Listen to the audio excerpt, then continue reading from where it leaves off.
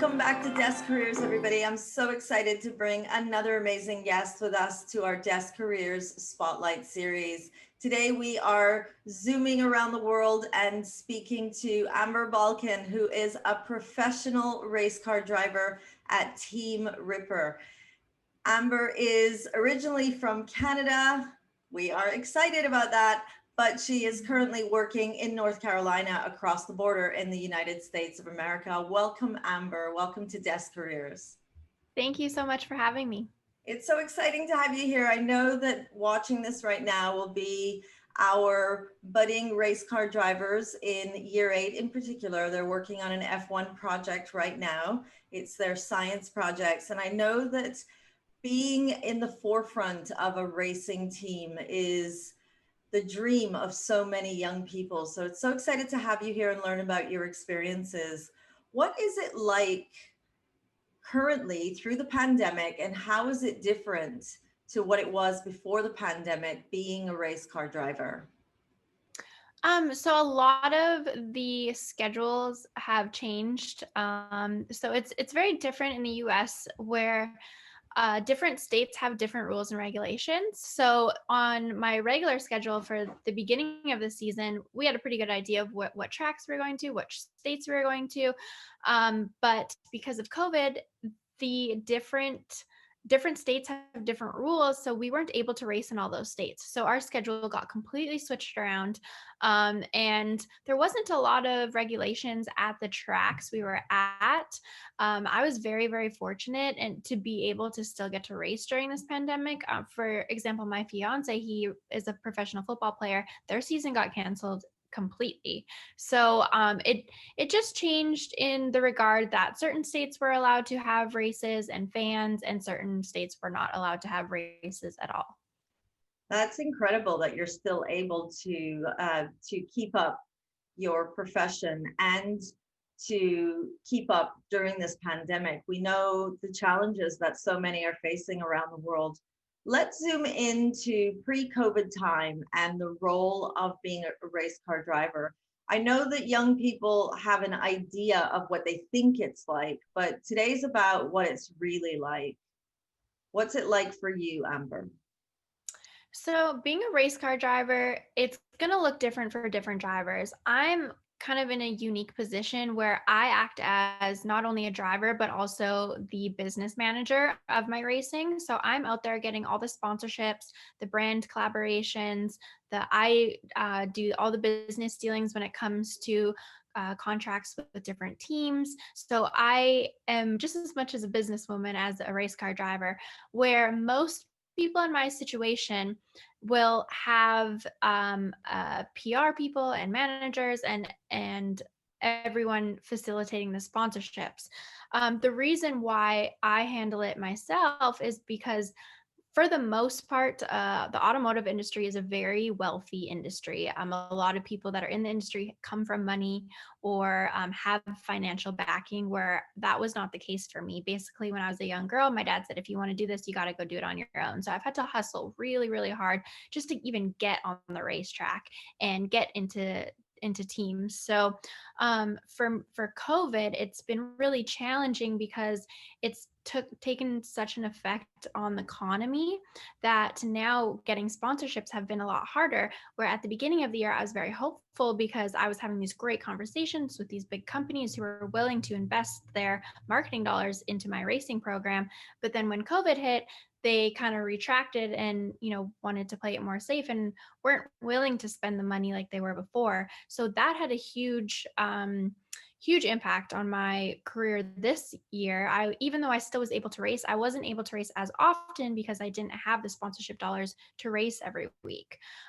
So that's been a big effect that it's had on the racing industry, more on the business side of things. But on the track side of things, nothing has changed too much. So what does a race car driver do? I know that you're wearing two hats, but let's put the business hat to the side for a minute. We're definitely going to come back to it. Talk to us about when you're wearing that hat of the race car driver. What does it entail? What should young people be aware of? So there's a few different factors. The first one would be physical ability. You absolutely need to be in shape to be a race car driver. Race car drivers are athletes. So for me, that looks like 5 to 6 times a week training in the gym, whether it be working my endurance, my strength. My a big thing for drivers is strengthening our neck, especially me as a female. I might not have as big of muscles or as, the same muscles that guys have. So I usually try to push myself extra hard to make sure that the strength is there, the endurance is there for when I'm in the car. A second thing would be kind of prepping for the race ahead. So for me, that look, especially if I haven't been to the track before, I'm on YouTubing all of the races that have been at that track, how the track's changing. This past year I've raced on dirt, so the surface of the track changes throughout the race, and how that is going to affect the handling of the race car, and what I can do as a driver to change to make the car better.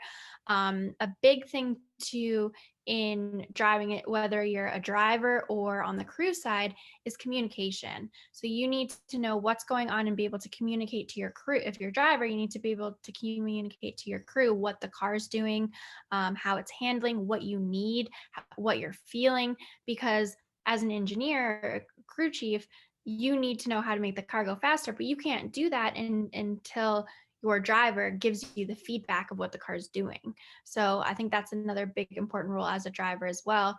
And then there is the media side of things where, a driver, their job is to race cars and be as fast as we can be, but we are also representing brands. We have sponsors on our cars. So whether it be doing podcast interviews or speaking engagements for them, or public appearances, trade shows, we're a brand ambassador. And on social media, we need to wear that brand proudly and respectably. These people are investing their money in us, and we need to make sure we're professional at all matters. So there's a lot more to being a race car driver than just getting to sit in the car. But yeah, I think those are the main things, just training to make sure during the week you're physically able to be there. Your mental is also a big aspect of being not only an athlete, but a race car driver. There's certain books, there's certain things that can help us be better mentally in the car. I think confidence is a huge key of any athlete, and there's different books that can help you on that. So it's looking at video, reading up on things that you need to work on to make you more precise as an athlete and perform at your ultimate high. There's making sure you're representing your sponsors and keeping those relationships intact. There's also something that I use quite often is a racing simulator. So when I can't be physically on the track, I can at least be on the simulator making some laps. And that's really great for a visual of what it's going to feel like to be on the track. And then there's race day. So that's kind of what it would look like leading up to the race. And then when you're on race day, usually drivers have kind of a routine that they're going to do. For me, it's making sure I get a really good night's sleep, get big meal the night before I sleep in, and just kind of keep a relaxed and calm mindset. Usually I have a big brunch, and then head over to the track and kind of debrief with my crew, what our plan is, what the night's going to look like, things that I could work on, or maybe our goals for the night. And then just get out there and drive. Amazing. Wow. It's so great that you talked about the different members of your team and the representation that you do of brands, because I do believe that most young people think it's just being in the car and it's racing and it's the pleasure. And this acknowledgement of being an athlete is also really, really interesting. We don't think that race car drivers are athletes. What types of physical activity do you have to do? I know you mentioned about the muscles in your neck and staying fit, but what would a typical workout look like for a race car driver? Is it different to what a football player would do or a rugby player would do, or is it similar? It's actually very, very similar to how football players would train. The only difference is I'd say we focus a little bit more on our upper body and our core and our neck, where football players, they really focus on everything. And it is important to train all parts of your body for sure. But the core is big to keep your body held up in the seat properly because you are facing those G forces. And that is, again, why we train our necks is to be strong enough to hold those G forces going into the corners. And then we're using our arms a lot, so upper body, our back, we're using our back muscles when we're turning the wheel. It doesn't sound like a lot when I'm explaining it, but once you get in the car and you realize like what's sore the next day and what's tiring during the end of the race. Cardio is big as well for endurance, especially when I race NASCAR. There's 300 laps like that. The races are so long, your body's so fatigued. And another thing is racing down south, it's so hot here, would is be 30 degrees Celsius or 90 to over 100 degrees Fahrenheit. And so when I trained for NASCAR, I would have to wear hoodies and just do whatever I could to sweat as much as I could. Even being in like a hot yoga studio and working out, getting acclimated to that heat cycle. Luckily, me now racing in dirt, the races are a little bit shorter, so that heat isn't as important as it was when I was in NASCAR. But just making sure, I think endurance and strength are the two biggest things for sure.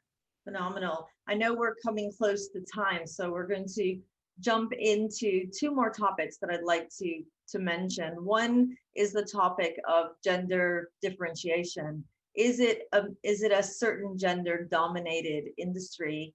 And if it is, do you see changes for women in race car driving? Absolutely. Typically, racing has been a male dominated sport, but thankfully, there are more and more women coming into the sport, not even just as the drivers, but there's more women engineers and more women, working on the business side of things, the marketing side of things, like every aspect. It was really cool. When I raced in NASCAR for Kyle Busch, my engineer was a woman. So they're definitely coming in. It's a slower process. We're slowly seeing more and more, but I've now been racing for 18 years, and 18 years ago when I started, I was pretty much usually the only girl racing. And now I go to the track and I see multiple females walking by through the pit area. So that's really great to see. And we've proven that we are equal to them and we can win just like they can. And my advice to a female going into a male dominated sport would just be to try not to think of gender as a factor. Just go do what do and be confident in your abilities. And I would assume you'd want to be seen as equal. So believe that you're an equal yourself. And I would really just say try to take the gender out of it and just go do what and prove that. And I think respect comes when people see that you're willing to work hard and your stuff. I love that you're saying that because it's so true. And speaking to the youth, they don't see gender the way that generations like mine would see gender. They just see skill and talent, and may the best person get the job is really the attitude. So it's so great to hear that coming from you. I know that young people also think that there's big money to be made as a race car driver. Is that fact or fiction? It can be fact, but just like most things in life, it's really hard to get there. And you are able to make money, but to think that you're going to go and make millions of dollars, it's such a small percentage of people who are actually able to do that. I'm, like I said, now 18 years into it. I'm 28 years old, and I'm still fighting to make this a career and being able to pay my bills. So it's whether you want to be a rock star or a race car driver, it doesn't really matter what field you're in. There are going to be those people right at the top who are making millions and millions of dollars, but then there's going to be those struggling athletes or struggling musicians who are just trying to fight for that chance. So if you're going into it thinking I'm choosing this to make a lot of money, I would say don't do that, because you need to follow what your passion is and what your love is. And if the money comes after, great. But I think chasing money usually often pushes money away.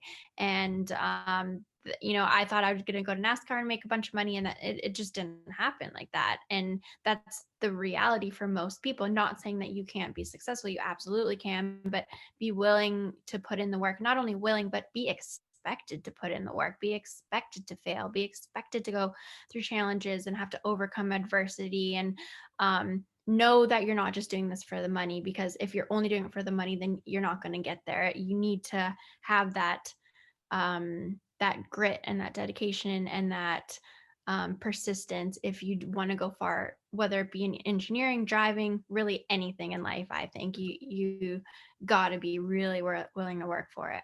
Love it. Amber, you're so inspiring. What made you want to wake up and race car drive? So I grew up in a racing family. My dad still races to this day. My grandfather raced, my cousins, my uncles. So I was brought up in it. And for the first 10 years of my life, I just watched everyone else do, and I really wanted to do it. And finally, I was like, I'm not ever gonna stop asking. So we got to make this happen. And my dad said, "Okay, you can race, but you got to do it on your own." And that was the really difficult part, because like I said, it's such an expensive sport, and to raise that kind of money and work on the car and do it, it was a lot for a young girl. But I'm really happy that things worked out the way they did, because it's opened so many different doors and opportunities, and I've learned a lot as a driver, as a business person, and just as a human being in general about life. So yeah, it's been an interesting journey. Oh, incredible. And I know that you did a business degree, didn't you, at university? Yeah. And you are wearing that business hat. Would you say that this is definitely a tip that you would give to a young person wanting to go into that role as race car driver, that they should know the business and maybe take on that business hat as well? Would that help them? I think so. But it's hard to say, because everyone's circumstances are so different, and what works for me might not work for someone else, and vice versa. I think it's important to be educated for sure, whether that looks like going to school or whether that looks like taking the initiative on your own to, take course. Like, you can take little courses now and learn and go to YouTube for information and read books. Like, there's so many options for knowledge around us that I don't think you necessarily need to go to university, especially a lot of people can't afford university. And so if you have that drive within you, and you can dedicate yourself to learning through YouTube and books and this and that, then absolutely. I mean, whatever specialty you're going into, you need to become a pro at that. So educate yourself as much as you can on it. Thank you so much, Amber. That was an amazing conversation with you. Thank you, everybody, for watching. That was Amber Balcaen, who is a professional race car driver at Team Ripper. Not only does she drive her race cars, she is also a businesswoman. So proud to have met you. So inspiring to have heard your career journey. I can't wait to keep watching the journey as you progress in your career. And that brings us to the end of an amazing interview. Thank you, everybody, for watching. I look forward to seeing you all at our next Desk Careers Spotlight interview.